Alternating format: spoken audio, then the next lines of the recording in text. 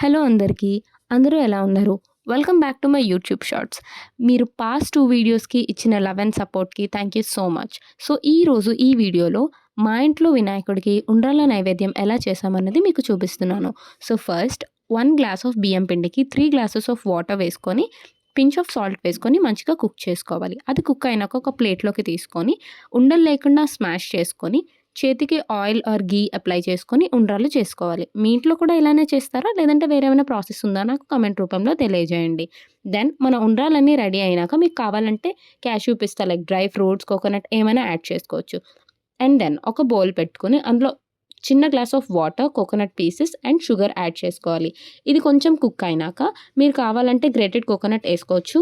మాకు ఇష్టం కాబట్టి దిస్ ఈస్ కంప్లీట్‌లీ ఆప్షనల్. మేము గ్రేటెడ్ కోకోనట్ కూడా యాడ్ చేసుకుంటున్నాము. సో, ఈ గ్రేటెడ్ కోకోనట్ కూడా బాగా కుక్ అయినాక కొంచెం తీగ పాకం వచ్చినాక ముందుగా మనం పెట్టుకున్న ఉండ్రాళ్ళని ఇందులో యాడ్ చేసుకోవాలి.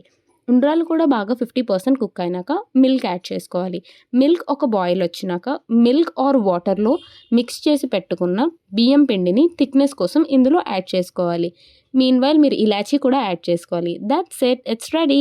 ఈ వీడియో గనక మీకు నచ్చినట్టయితే please do like, share and subscribe.